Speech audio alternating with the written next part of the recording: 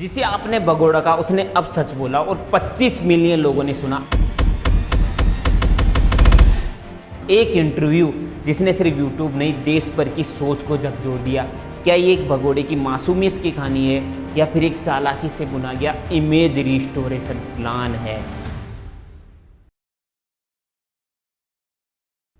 विजय माल्या, एक नाम जो कभी ग्लैमर, बिजनेस और कंट्रोवर्सी का दूसरा नाम था, लेकिन आज वही इंसान जिसे भारत का सबसे बड़ा डिफॉल्टर कहा गया 4 घंटे तक बिना रुके कैमरे की आंखों में आंखें डालकर अपना पक्ष रखता है। राज सवानी के पॉडकास्ट पर माल्या ने जो कहा वो हर न्यूज़ चैनल की हेडलाइन बन चुका है। मुझे भगोड़ा कहो लेकिन मैं चोर नहीं हूँ। लेकिन रुकिए, यही सबसे बड़ा ट्विस्ट है।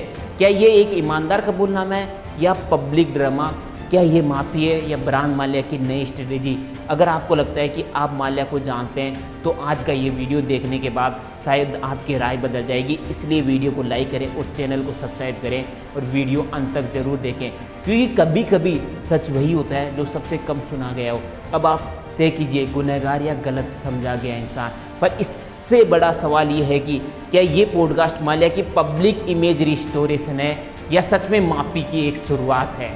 1977 जब मोरारजी देसाई प्रोहिबिशन लागू किया, लोगों ने सोचा शराब की कंपनियां अब बंद हो जाएगी और बेचने के लिए दौड़ पड़े। लेकिन डॉक्टर माल्या यानी विजय माल्या के पिताजी ने वही कंपनियां खरीदी। विजय ने अपने पिता से सीखा, जब सब डरते हैं ना वहीं असली मौका होता है। 1983 पिता के निधन के बाद सिर्फ 28 साल की उम्र में विजय माल्या यूनाइटेड ब्रेवीज के चेयरमैन बने। किंगफिशर एक पुराना नाम था जिसे उन्होंने युद्ध का ब्रांड बना दिया। उनकी सोच थी ब्रांड को पर्सनैलिटी दो और खुद ब्रांड के ब्रांड एम्बेसडर बन जाओ। और देखते ही देखते बियर नहीं, किंग्स ऑफ गुड टाइम्स बन गई। 2008 का ग्लोबल फाइनेंशियल क्राइसिस आया।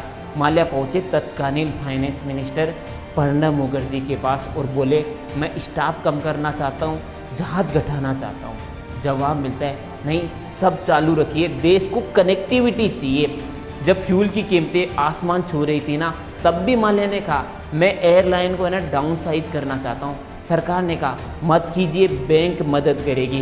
वो मदद कर्ज बन गया, कर्ज बन गया एक विवाद और विवाद बन गया 9,000 करोड़ का डिफॉल्ट, कोर्ट केस, संपत्ति जब्त और फिर भारत छोड़ दिया गया। पॉडकास्ट में माल्या ने पहली बार कर्मचारियों की सैलरी पर बात की। हर न्यूज़ चैनल चिल्लाया था, माल्या महंगी योट पर पार्टी करता रहा और कर्मचारी भूखे रहे। लेकिन उन्होंने कहा, मैंने 4 बार बैंकों को सेटलमेंट ऑफर भेजा। 2012 से 2015 तक किसी ने जवाब नहीं दिया। और पहली बार उन्होंने कहा, मैं माफ़ी मांगना चाहता हूँ उन सभी कर्मचारियों से जिनको सैलरी नहीं मिल पाई। लेकिन सवाल ये है, क्या ये सच्चा पछतावा है या मीडिया दबाव का नतीजा है? माल्या ने विस्तार से बताया कि कैसे किंगफिशर एयरलाइंस उड़ान से गिरावट तक पहुंची। उन्होंने कहा कि किंगफिशर को भारत की सबसे बड़ी एयरलाइंस बनाने की योजना थी। फिर एयर डेकन का एक्विजिशन किया गया, जिससे आज भी सबसे बड़ी गलती कहा जाता है। उन्होंने स्वीकार किया शायद कुछ फैसलों ने नुकसान पहुंचाया है। वो कहते हैं, अगर सरकार FDI की इजाज़त देती, टैक्स स्ट्रक्चर सपोर्ट करता तो आज किंगफिशर उड़ रहा होता। क्या आप जानते हैं RCB यानी कि रॉयल चैलेंजर्स बेंगलोर इसी माल्या की बनाई गई टीम है जो IPL 2025 भी जीती थी। उन्होंने कहा, RCB मेरे लिए एक ब्रांड नहीं, एक इमोशन है। विराट कोहली को 20 लाख में लिया था, आज वो स्टार खिलाड़ी बन चुका है। अब आती है भागने की बात। 2016 में भारत छोड़ा, मीडिया ने बोला देश का सबसे बड़ा आर्थिक भगोड़ा भाग चुका है। माल्या ने बोला, मैं नहीं भागा, मैं प्री शेड्यूल विजिट पर निकला था, मैं वापस नहीं लौटा क्योंकि मुझे लगा कि मेरी बात है ना सुनी नहीं जाएगी। उन्होंने कहा, मुझे भगोड़ा हो चलेगा लेकिन चोर वो कहाँ से आ गया? सरकार ने संसद में कहा कि उनसे 14,000 करोड़ वसूले जा चुके हैं। तो फिर सवाल उठता है, उन्हें अब भी चोर क्यों कहा जा रहा है? राज सवानी ने कहा, अगर निष्पक्ष सुनवाई की गारंटी मिले तो क्या आप वापस लौटेंगे? माल्या ने बोला, हाँ, अगर भरोसा मिला तो मैं वापसी पर सीरियसली सोचूंगा।